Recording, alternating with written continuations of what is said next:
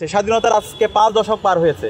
আজকে যদি আমরা দেখি বিশ্বব্যাপী আমাদের পরে স্বাধীন হয়ে অনেক দেশ তাদের সায়েন্স টেকনোলজির মাধ্যমে অনেক এগিয়ে গেছে, কিন্তু আমাদের যদি বাংলাদেশের অবস্থা দেখি, ঢাকা বিশ্ববিদ্যালয়ের অবস্থা দেখি, সে জায়গায় আমাদের এই যে একটা বিশ্ববিদ্যালয় একাডেমিকলি সাউন্ড হওয়া, একাডেমিয়া ইনভেস্ট করা, গবেষণায় ইনভেস্ট করা, সে জায়গায় আমরা 100 বছরে অথবা স্বাধীনতার 5 দশকে দেখতে পাইনি।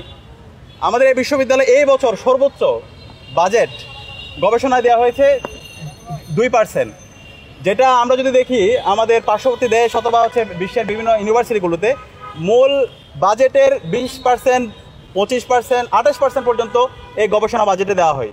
তো আমরা যদি শিক্ষার্থীদের ম্যান্ডেট পেয়ে আমরা যদি তাদের সেবা করার সুযোগ পাই, আমরা ইনশাল্লাহ আমাদের এই ইউনিভার্সিটিকে একটা একাডেমিক ইউনিভার্সিটি বানাবো ইনশাল্লাহ।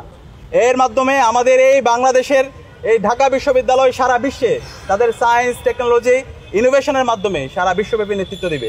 ঐক্যবদ্ধ শিক্ষার্থী জোটের আমাদের মূল চাওয়াটা হলো শিক্ষার্থীদের চাওয়া, আমাদের আকাঙ্ক্ষাটা হচ্ছে শিক্ষার্থীদের আকাঙ্ক্ষা, শিক্ষার্থীদের যে ভয়েস, সে ভয়েসটা হলো আমাদের ভয়েস। আমরা বলছি বৈচিত্র্যের মধ্যে ঐক্য করতে চাই, আমরা সবার ঢাকা বিশ্ববিদ্যালয় করতে চাই, আমরা শহীদদের আকাঙ্ক্ষার আলোকে আমাদের ঢাকা বিশ্ববিদ্যালয়কে বিনির্মাণ করতে চাই এবং আমরা সবার বাংলাদেশ বিনির্মাণ করতে চাই।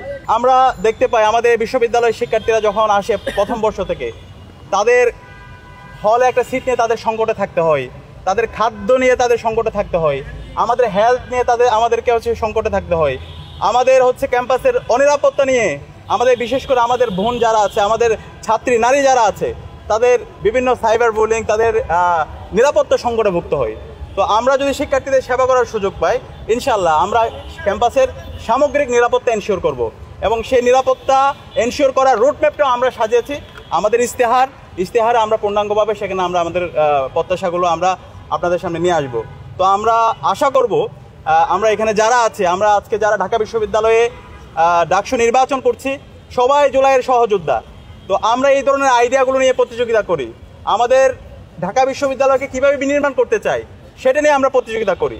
কিন্তু আমরা বারবার এই কথাগুলো বলার পর দেখতে পাচ্ছি আমাদের যারা প্রতিপক্ষ আছে, আমাদের যারা বন্ধুপ্রতিম আছে, তারা ক্রমাগত সাইবার বুলিং করছে, ক্রমাগত মিথ্যা প্রপাগান্ডা করছে, ক্রমাগত সে আগের মতো করে বিষাদগার করছে। তো এই যে ডাকসু নির্বাচন উপলক্ষে একটা আমেজ বিরাজ করছে, শিক্ষার্থীরা যে নতুন নতুন চিন্তাগুলো শুনতে চায়, সেই চিন্তাগুলো না দিয়ে আপনারা যে সে পিছনে চলে যাচ্ছেন, এর মাধ্যমে শিক্ষার্থীরা আপনাদের প্রতি নেতিবাচক মনোভাব তৈরি হচ্ছে।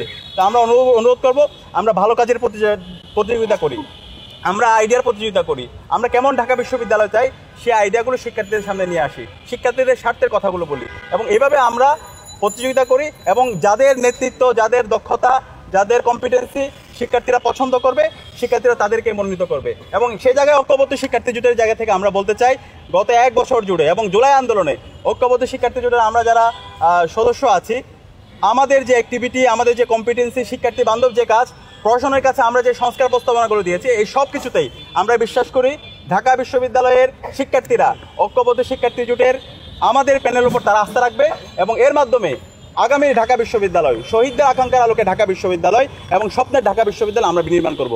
সবাইকে অসংখ্য ধন্যবাদ।